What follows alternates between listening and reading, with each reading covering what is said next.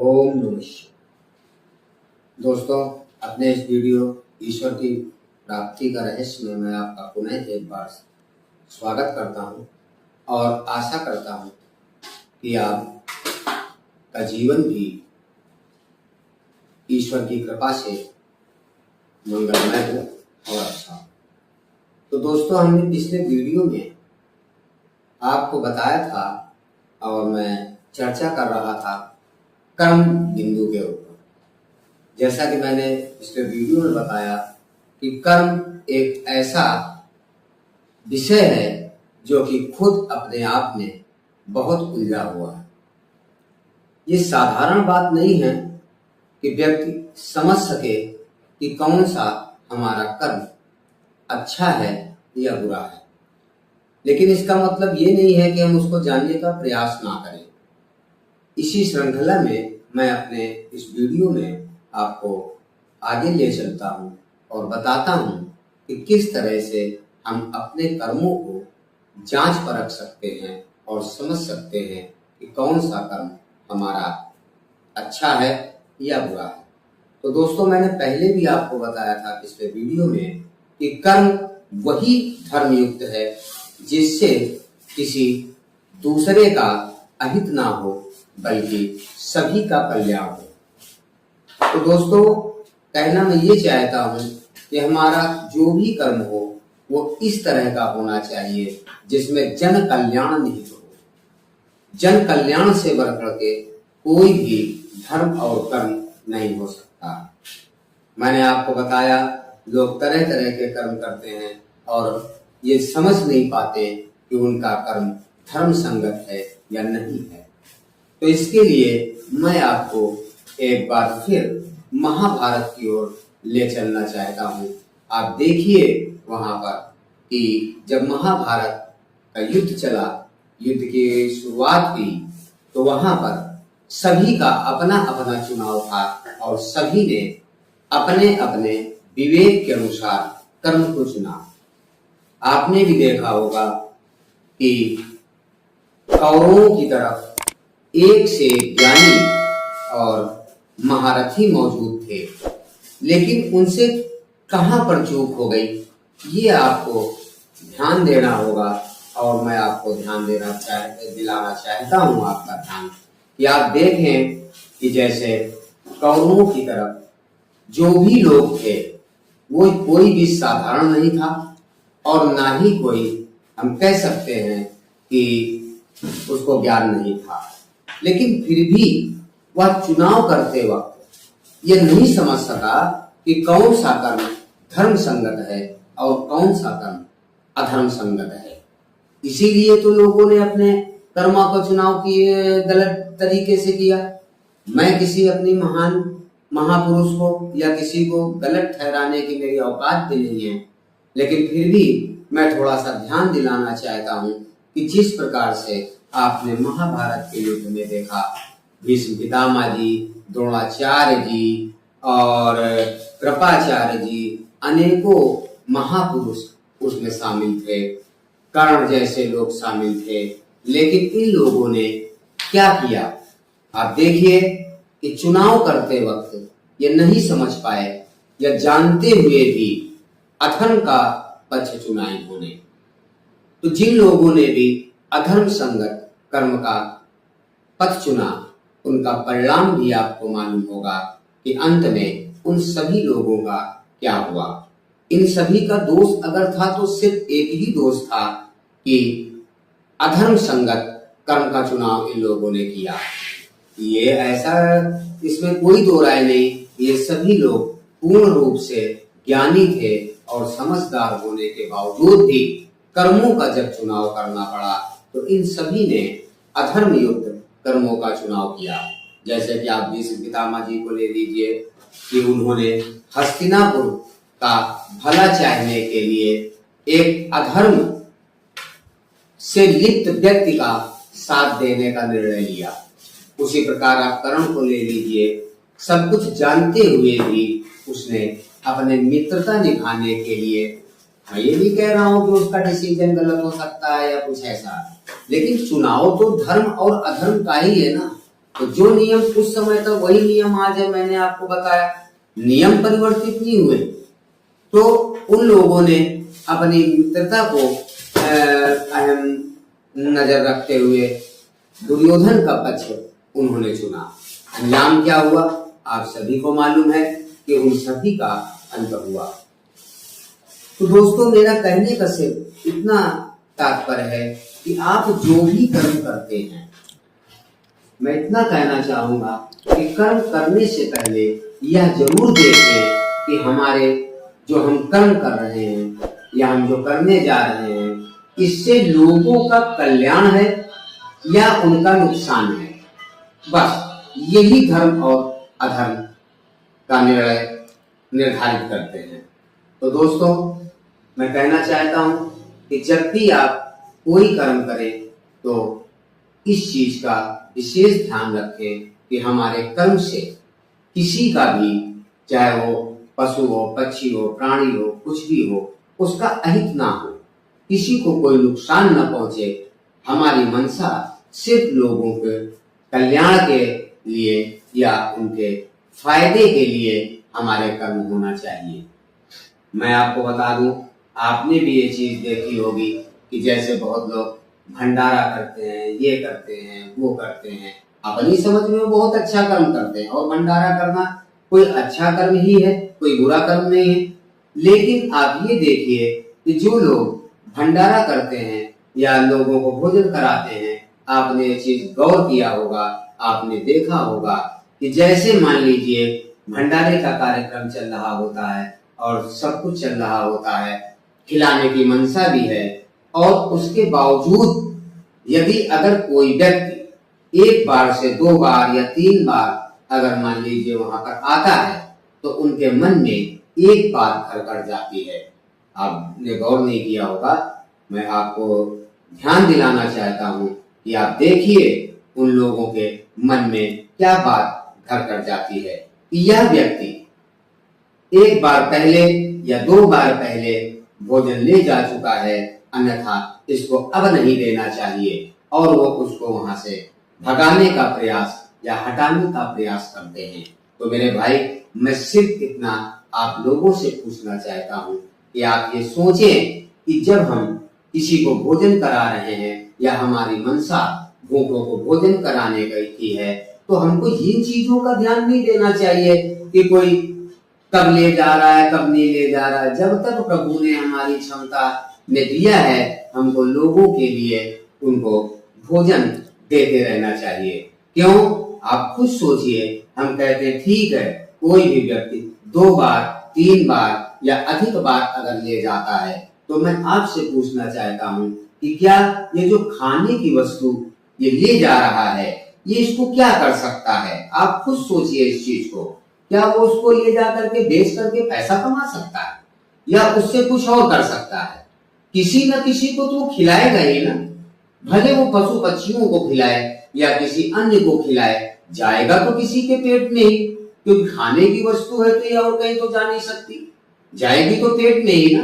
तो जिसके भी पेट में जाएगी, तो मैं भंडारा या कोई भी व्यक्ति अगर भंडारा कर रहा तो क्यों करा रहा है? भूखों को भोजन ही कराने के लिए ना। भले कोई भी व्यक्ति अगर 3 बार 4 बार आकर के ले जाता है, तो हमको उसको ये चीज नहीं सोचना चाहिए कि इसको हटा दें, इसको ना दें या इसका अपमान करें। ऐसा अगर हमारे मन में भाव आता है तो आप यकीन जानिए वो भंडारा जो कोई भी व्यक्ति कर रहा है या करवाता है, तो उसको कोई परिणाम नहीं मिलेगा। ये हमारा अपना एक पर्सनल अनुभव है जिसको मैं आप लोगों से शेयर कर रहा हूँ, और मैं आप लोगों से जानना चाहता हूँ कि क्या मैंने जो ये बात बताई कि अगर खाने की वस्तु है, कोई 3 बार 4 बार 10 बार अगर ले जाता है तो वो उसका क्या कर सकता है? आप खुद इस चीज को सोचिए। सिर्फ वह वस्तु खाने के ही काम आ सकती है, भले उसके ना आए किसी और के आएगी, लेकिन आएगी तो खाने के काम।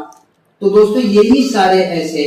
चीजें हैं, ऐसी कुछ विशेष चीजें हैं जो कि हम जान भी नहीं पाते और हमसे धर्म की आड़ में अधर्म हो जाता है।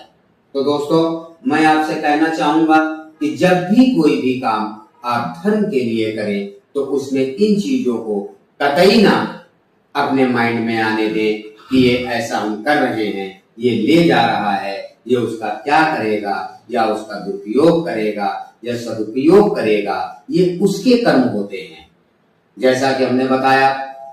महाभारत के टाइम पर लोगों ने अपना अपना चुनाव किया, तो सभी का चुनाव अपनी जगह सही था, लेकिन वहां पर अगर चूक हुई तो इसी चीज की हुई उन लोगों से कि यह नहीं समझ पाया उन लोगों ने कि इन कर्मों से अगर हम किसी अधर्मी व्यक्ति का साथ दे रहे हैं या अधर्म की तरफ अगर हम खड़े हो रहे हैं, कर्म तो सभी कर रहे हैं, ऐसा नहीं है कर्म ही पूजा है, तो मतलब ये नहीं है कि कोई भी कर्म करे वो पूजा है। कर्म है पूजा है का अर्थ ये है कि जिस कर्म से अधिक लोगों का लाभ हो वही कर्म है, अन्यथा वो अधर्म या दुष्कर्म में जोड़ा जाता है। तो महाभारत के पीरियड में भी जिन लोगों ने किया उनसे यही त्रुटि हुई और उन लोगों का तो उसका परिणाम भी भोगना पड़ा। तो आगे मैं यही आपसे कहना चाहता हूं कि जैसे मैंने बताया, लोग भंडारा कराते हैं, दान दक्षिणा करते हैं, तो ये सब करना उचित है, ऐसा नहीं है, लेकिन उसके पीछे का जो आपका भाव है वह भी जन कल्याण के लिए ही होना चाहिए। कि अगर हम किसी को भोजन करा रहे हैं, भंडारा करा रहे हैं, कोई कितनी बार भी ले जा रहा है, कुछ भी ले जा रहा है तो खाने की वस्तु ना, खाएगा ही, वो नहीं खाएगा किसी और को खिलाएगा। तो इसलिए जो भी कर्म आप करें वह ईश्वर के प्रति समर्पित होकर के करें और पूर्ण रूप से श्रद्धा से करें, उसमें अपना विवेक अधिक ना लगाएं। और दूसरी बात, जैसा कि मैंने आपको बताया, आपने देखा होगा कि बहुत सारे लोग कोई भी कर्म करते हैं तो उसके परिणाम के विषय में वह पहले सोचने लग जाते हैं कि मैं ये काम करूंगा और इसका परिणाम क्या होगा, इससे हमारा क्या लाभ होगा। तो जो भी आप धर्म युक्त कार्य करें उसमें अपने लाभ को किनारे रखें, उसको नजरअंदाज कर दें। आप सिर्फ इस चीज को देखें कि हमारे इस कर्म से लोगों का क्या लाभ हो रहा है। वहां पर अपना का लाभ मायने नहीं रखता, वहां पर अगर मायने रखता है तो वो दूसरों का लाभ मायने रखता है, क्योंकि इसीलिए तो कहा गया है कि परहित सरस धर्म नहीं भाई। तो जो भी हम धर्म करें वह दूसरों के लाभ के लिए करें, अपने अगर निजी लाभ के लिए अगर हम कोई कर्म पहले ऐसी मनसा रख करके करते हैं कि जिसमें पहले अपना लाभ हम सोचते हैं, उसके बाद हम अगर कोई कार्य करते हैं तो वह कार्य धर्म युक्त नहीं है,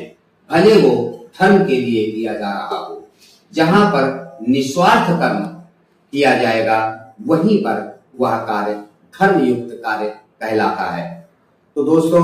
मैं ये इतना ही कहना चाहूंगा कि आप जो भी कर्म जीवन में करें उसमें ये जरूर ध्यान रखें कि हमारा उसमें भले कम लाभ हो लेकिन दूसरे लोगों का लाभ अधिक हो। जन कल्याण के लिए ही किया गया कार्य धर्म युक्त कार्य होता है।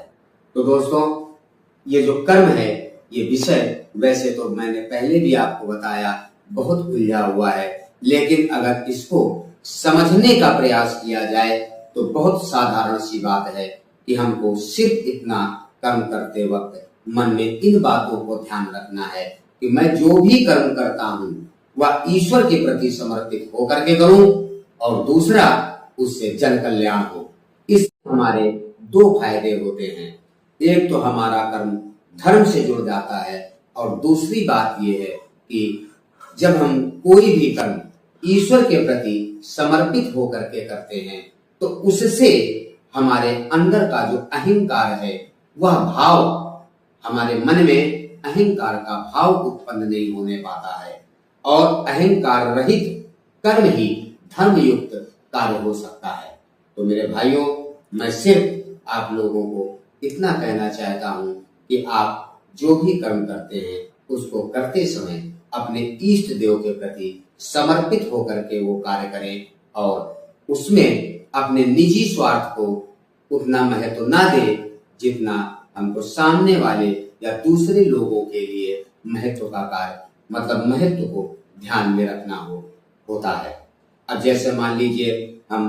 मंदिर मस्जिद जाते हैं, पूजा पाठ करते हैं, तो अगर पूजा पाठ करने से जितना हम अपने विषय में लाभ के प्रति कामना करते हैं, उतनी ही कामना या उससे कहीं ज्यादा कामना दूसरों के हित के लिए भी हमें करना चाहिए। आपने देखा होगा बहुत से लोग जीवन में ऐसे भी आपको आसपास उदाहरण ऐसे मिल जाएंगे कि जिसमें व्यक्ति पूजा पाठ करने जाता है या मंदिर करने जाता है, मंदिर दर्शन करने जाता है, और रास्ते में उसको वाकई में कोई एक ऐसा व्यक्ति या ऐसा कोई घटना हो जाती है जिसमें उसको ये चीज समझ में आ जाती है या आनी चाहिए कि हमारा इस समय मंदिर जाना ज्यादा आवश्यक है या उस व्यक्ति की सहायता करना अधिक आवश्यक है। सपोज करिए कि कोई भी व्यक्ति मंदिर के लिए जा रहा है, पूजा पाठ के लिए जा रहा है, और रास्ते में कोई वृद्ध व्यक्ति या कोई कमजोर व्यक्ति ऐसा मिल जाता है जिसको वाकई में हमारी मदद की जरूरत होती है, तो दोस्तों आप खुद सोचिए वहां पर धर्म क्या कहता है। धर्म ये नहीं कहता कि आप मंदिर पहले जाएं, उस व्यक्ति को असहाय छोड़ दें, और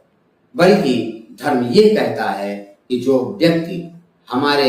सामने है, जिसको हमारी सहायता की जरूरत है, जिसको हमारी मदद की जरूरत है, उसको हम पहले देखें, बाद में हम मंदिर जा सकते हैं। दोस्तों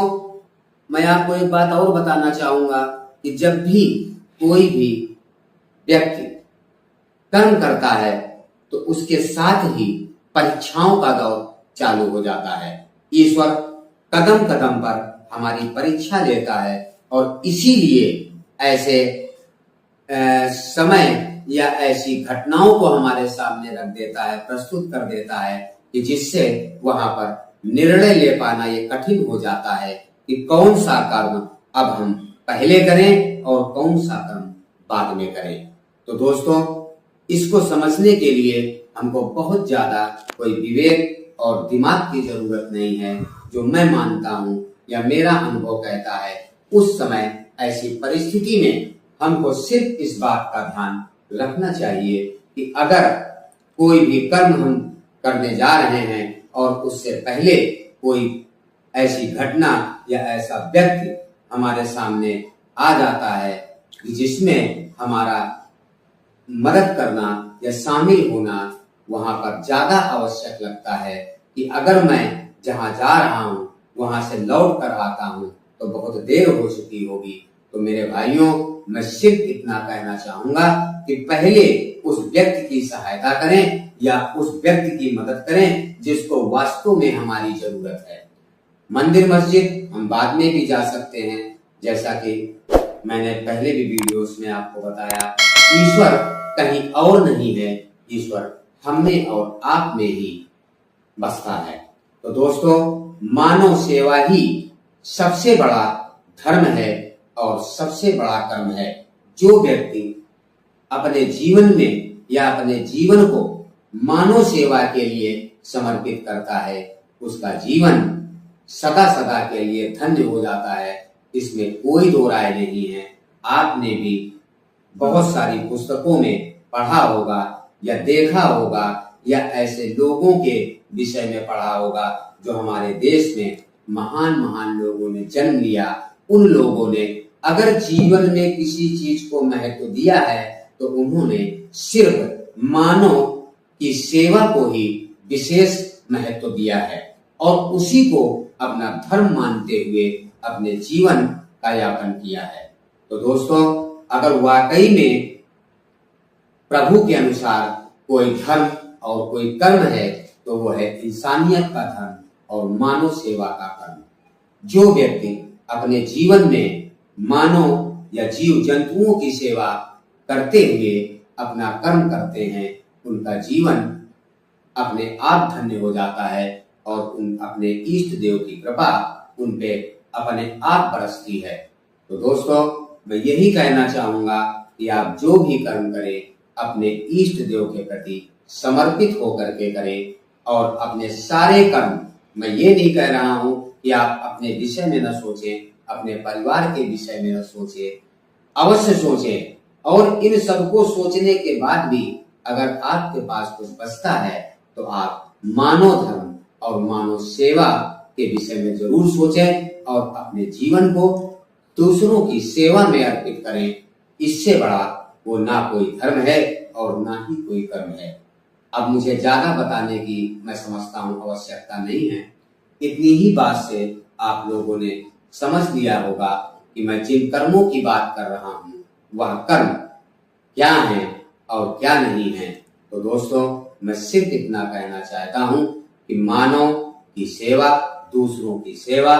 जीव जंतुओं की सेवा के लिए जो भी कर्म हम कर सकते हैं वह सारा कर्म धर्म युक्त है और इंसानियत से बढ़ करके कोई भी दूसरा धर्म नहीं है। तो दोस्तों, आज का वीडियो मैं यहीं से समाप्त करता हूं और आशा करता हूं आपको हमारी ये जो कर्म की बात है, ये मैंने आपको बताया पहले भी कि ये उलझा हुआ एक विषय है। अगर आगे कभी मौका मिलेगा तो मैं आपको किसी अन्य वीडियो श्रृंखला में आपको बताऊंगा इसके आगे कि किस प्रकार से हम अपने कर्मों को ईश्वर के प्रति समर्पित करते हुए मानव धर्म की ओर ले जा सकते हैं। तब तक के लिए मैं इस वीडियो को यहीं पर समाप्त करता हूं और आगे आने वाले वीडियोस में आगे का जो बिंदु है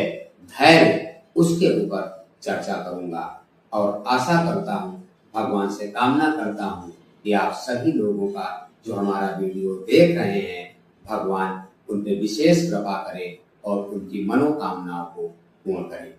तो दोस्तों, अगर हमारी बात आपको अच्छी लगती है या समझ में आती है तो मेरे वीडियो को लाइक, सब्सक्राइब जो कुछ भी आप करते हैं अवश्य करें। और अगर ज्यादा कुछ नहीं करते हैं, आप भी अगर मानव की सेवा करना चाहते हैं और ऐसा चाहते हैं या जानते हैं कि मेरे इस वीडियो से लोगों का लाभ हो सकता है, तो अधिक से अधिक मात्रा में शेयर करें। इसी के साथ मैं अपने वीडियो को समाप्त करता हूँ। ओम नमः शिवाय।